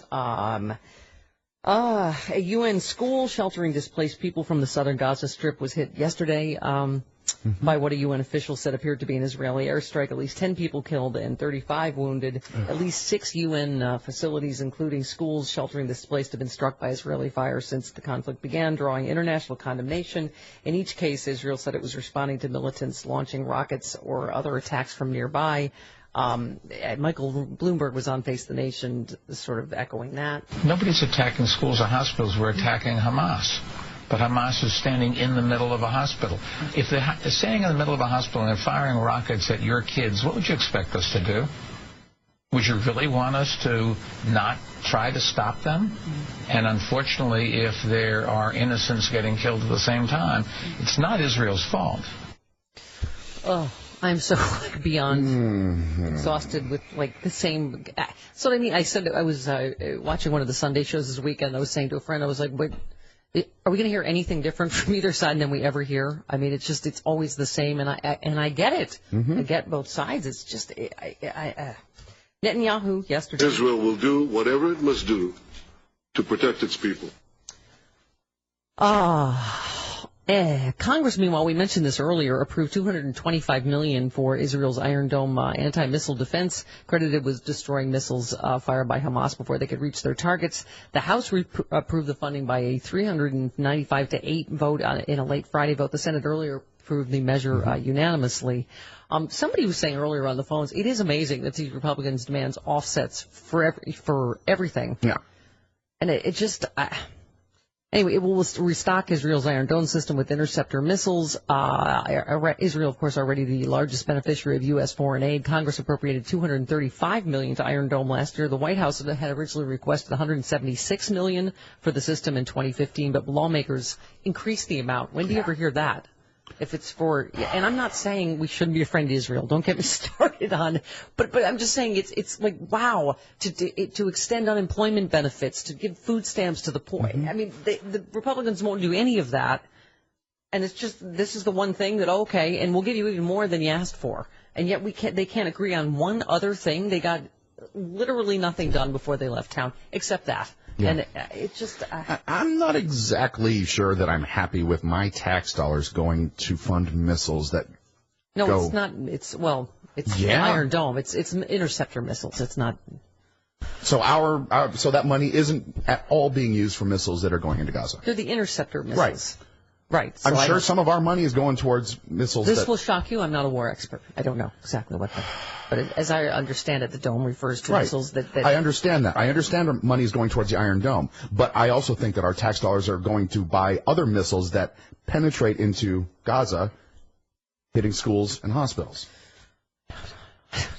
I'm exhausted. I can't even talk about the Middle East anymore. Now I'm even getting calls from friends that I don't even know what they're going to say, so I don't even listen to that. I didn't even listen to the message. I'm like, okay, I got it. Because I know, everybody, like you said, I don't think you're going to change anyone's opinion on it, no matter what you say. Meanwhile, back in World War III news, we're just skipping lightly through the field of happiness. Ebola in the Middle East. Russia in World War III. Interesting, though, why Europe might balk at backing sanctions against Russia. It's so, black and white when you turn on the TV here. It's always just Obama bad. Obama's doing everything wrong. It's just, it's a more, nothing is ever, as we know, tough enough for Senator Butch Me Up. Senator Lindsey Graham, who is in a constant state of vapors. Propelled by worldwide revulsion at the shooting down of the Malaysian airliner, Europe last week joined the U.S. in intensifying its economic trade war on Russia, despite a marked escalation of pressure on Putin over his support for pro-Moscow separatists. There are several reasons Europe might hesitate to take further steps against Moscow, and that the gist of which is the world is interconnected. It hurts all them financially too. So it's easy to go on a Sunday show and go, the president is tough enough. He needs to get everybody to do this and understand, how interconnected the world is now and why that's... Well, especially Europe interconnected with Ukraine. I mean, the U.S. isn't as interconnected with Ukraine as Europe is, so it's tougher for them. I understand that. Important Beyonce news, and I think that's more important. Oh, we do? Yes, 29 minutes after the hour. Right back on the Stephanie Miller Show. Stephanie Miller. Everyone makes mistakes. Yours is just public and expensive.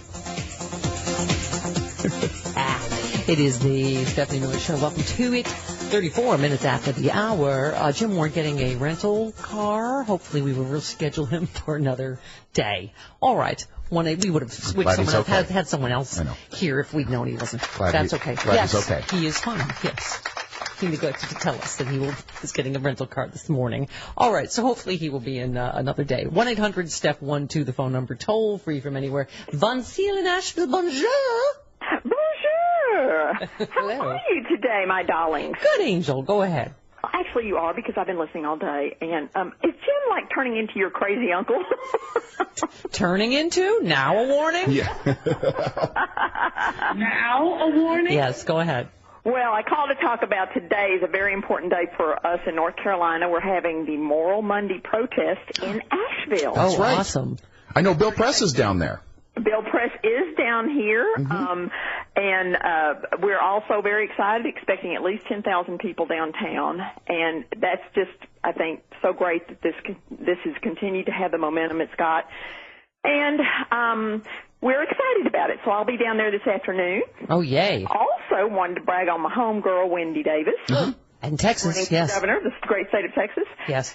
She has a campaign of door knocking, where the volunteers go out and they knock on doors to talk to people, because that seems to be the very best way to get people enthusiastic about voting. And also you can say nice knockers if you're a young Frankenstein fan. What knockers? What knockers? Right. Thank you. Yes. Thank you, Doctor. Knockers. She does have some good knockers, I understand. I mean, a lot of people work in the doors for her. Girl, yes. Watch what you're saying about the future governor. Please. Yes. You want to be invited to the mansion. That's right. I apologize. All right. That's all right. So anyway, they set a goal to knock on 50,000 doors. Wow. And they knocked on over 75,000. Wow. How about that? Yeah, never say never. Get out and vote. Never say never. Get out and vote. Get out and vote. Do it, do it, do it. Joe in Woodland Hills, you're on the Stephanie Miller Show. Hi, Joe. How you doing? Good. Go ahead.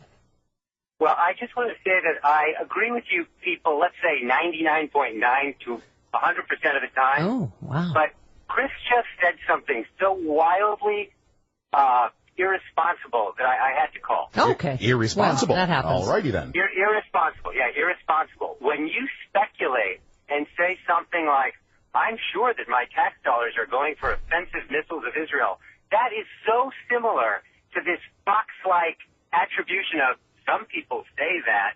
It's based on nothing. Based on, I think that. Chris, you're better than that.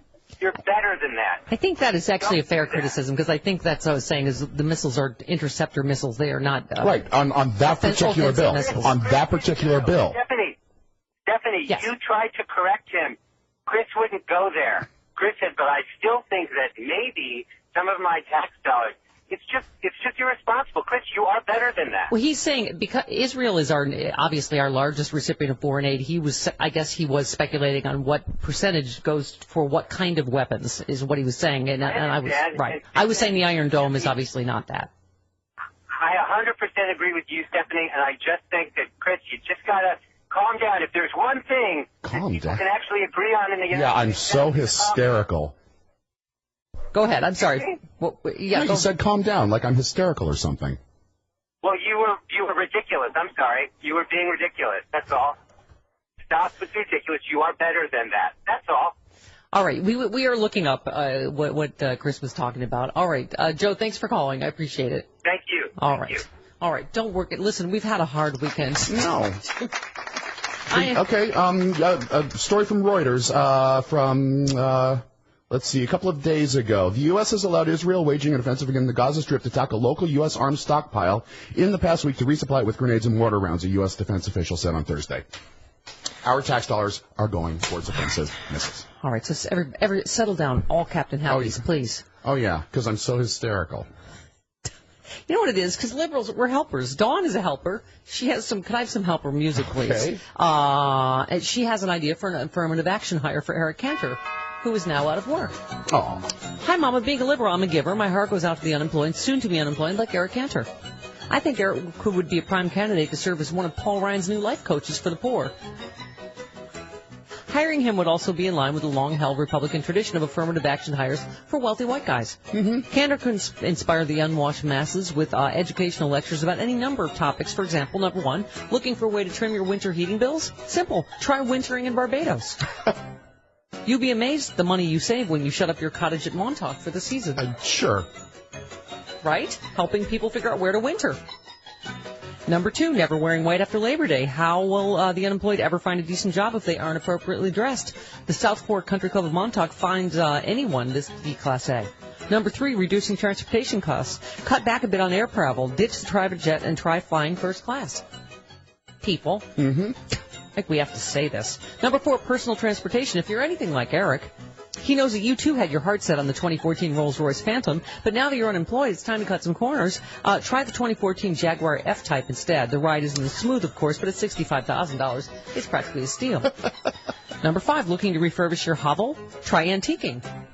Sure. Perhaps you're wintering in the wrong place to antique. I don't think you can antique in Barbados. That authentic Louis the whatever. 14th.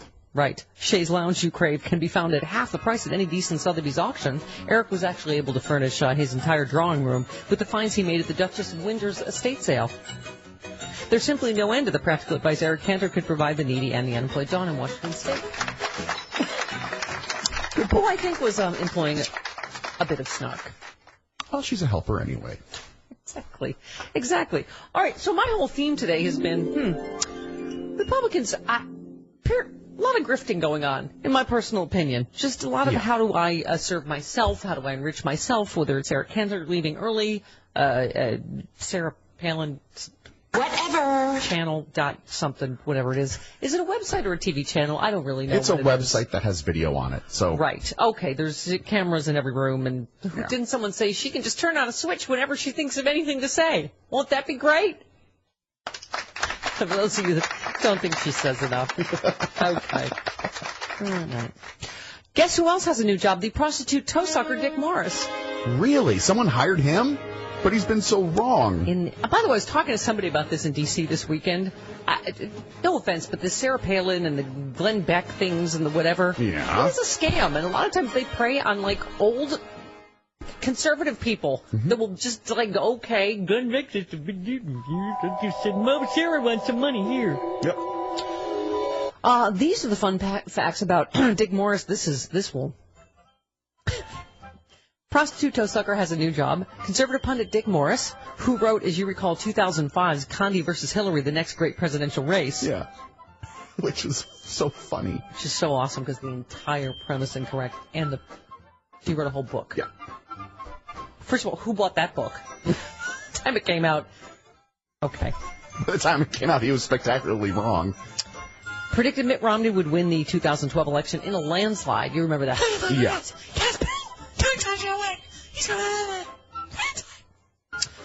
He now wants you to trust him with your retirement savings. I am not kidding. What? He is working with Retirement Media, Inc. to vacuum clean old ladies' bank accounts. Oh, no, that's not what it says. To educate seasoned investors on how to protect their savings with safe alternatives outside the stock market. Oh, my God. Oh, my God. Morris is headlining several events in the next few months where attendees will, quote, hear market predictions from him. Because, he's so good at that sort of thing. Mm-hmm. The event's website features a video, including a special message from Dick Morris, in which Morris warns people of preying on suckers, He's doing there. That's rich. Right. Oh, wow. Mm-hmm. Not you, other people that prey on suckers. Morris has a history of comically wrong political forecasting, incorrectly gave credence to the warnings of a 2013 stock market crash, has sent numerous pitches through his email newsletter promoting penny stocks, which subsequently tanked and are now virtually worthless. Mm-hmm. Other failed Morris predictions, it's hard to even remember all of them, isn't it? Till someone compiles them, including his statement that it's very possible Obama would drop out of the race, that Donald Trump was going to run for president, and he could beat Obama, and that Herman Cain would overcome sexual misconduct allegations, and Republicans would win 10 seats in the Senate in 2000. I forgot about Herman Cain's sexual misconduct allegations. Right. Awesome. And this is more recently. He said, if I opened the newspaper tomorrow and learned that Obama resigned, I wouldn't be surprised. So we will wait for that. Okay. So he will be offering, as I said, retirees market predictions. You can't, write this. You think this might be from The Onion, but no, it's not. He sent an April 9th sponsored email that touted American Heritage International and advised readers to buy now while the stock is selling in the 1-2 range so you can potentially double or triple your money. The stock is now trading at 20 cents. He sent a November 27, 2013 sponsored email who claimed the North American oil and gas is expected to quickly soar off today's 1.00 share price to 30 or more. The stock is now trading at 8 cents. And I'm telling you, some people will send him money. Yep. It is spectacular. I don't get it. It is spectacular. Now, I feel sorry for these people that he's grifting. You know? Well, because they don't know any better. Seamus in D.C., you're on the Stephanie Miller Show. Hey, Seamus. Hey, as I told you, I've called him before. I'm a guy who works in astronomical engineering. Oh, yeah. Yeah, I'm actually here to defend Chris. One of the things I do is I was a defense contractor. Mm-hmm. All right, I will say that. I won't say for who, but I will say that. We send $3.5 billion a year, that's with a B, in aid to Israel, most of which is for military purchases from private military manufacturers. 60% of their Air Force is from us. All the Bradley fighting vehicles that are bulldozing their way through Gaza City are from us. We supply them no less than 10 million rounds of ammunition every month. So whoever said that, I'm sorry, they're absolutely just disingenuous and incorrect. Well, I think because Chris didn't have specific figures in front of him, he was asking the question, and he was comparing it to, on Fox, saying some say, how much of my tax money is going for this. I came up with specific figures. Yeah. So, I mean, you are correct. Maybe this particular bill is going specifically for interceptor missiles like Patriots and things like that.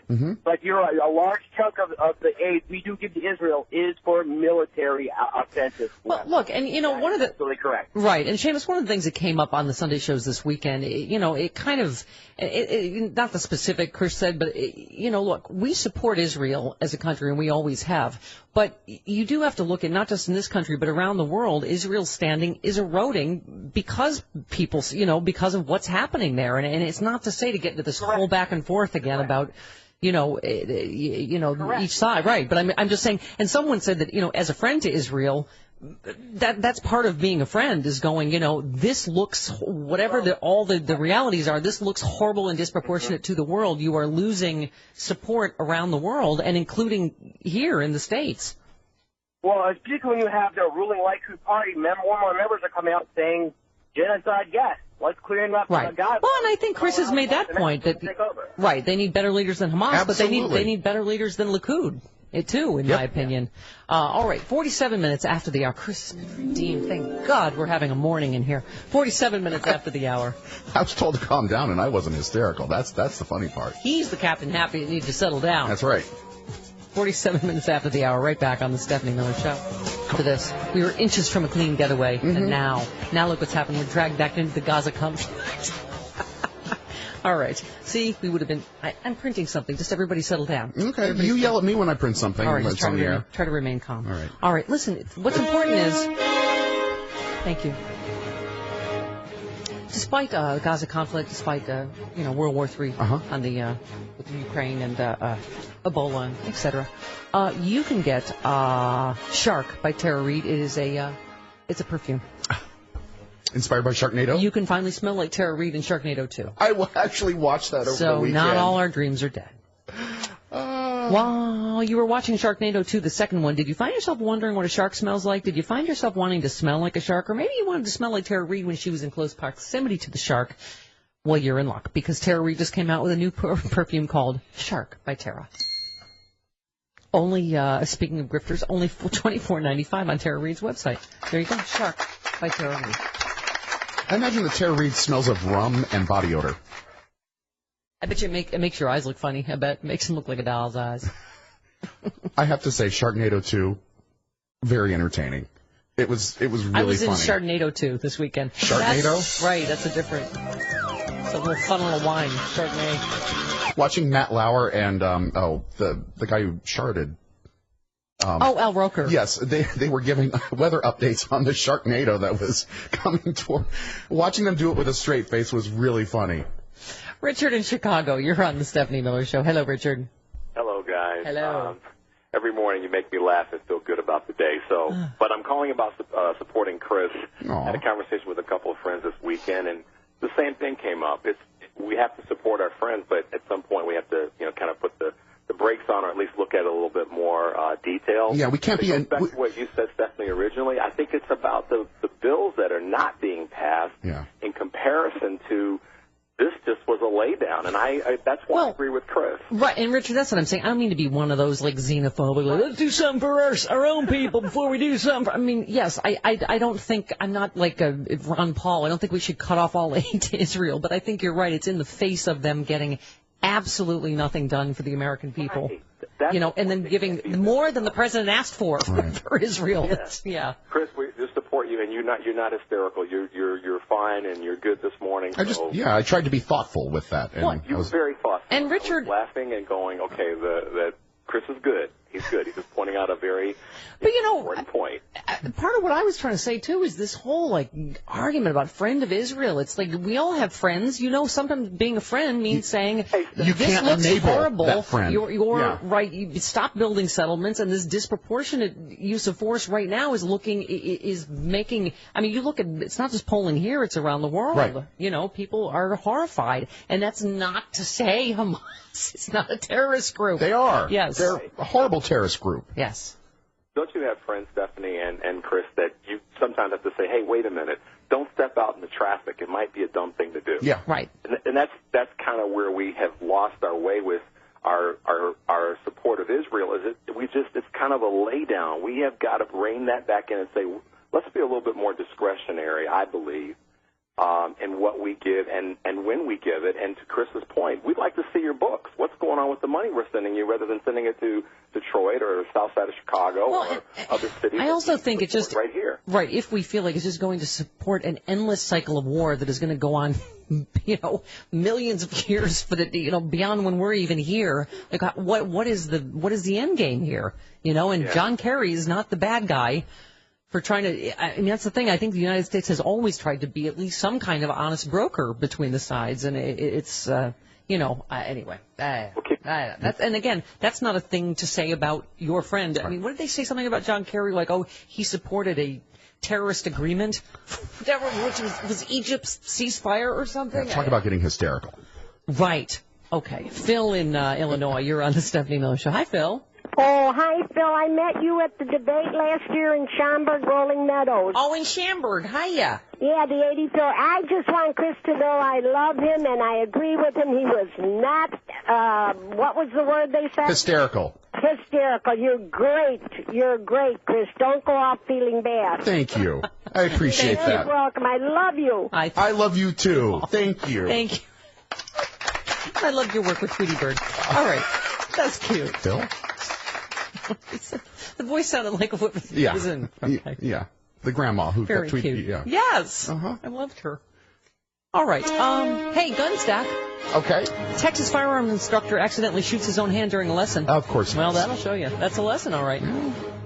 Firearms instructor for the Hewitt, Texas Police Department was recently injured after he reportedly shot himself in the hand while teaching family members how to handle a gun. Well, that is a lesson. See that? Yeah. Not like that. Entirely the opposite of this. He was, I just shot myself. He was teaching family members how to clear the chamber of a semi-automatic pistol if it jams. As you do. And you know how you do that? You shoot a bullet directly through your hand. That's how you make sure that's not jammed anymore. It's not jammed that unjams it. No, that's all unjammed now. Oh, my God, I did not get to our Beyonce and Jay-Z news, but it could affect Mei Lee. I'm not sure they're going to make it to the San Francisco leg of the tour. All right, we'll see you tomorrow on the Stephanie Miller Show.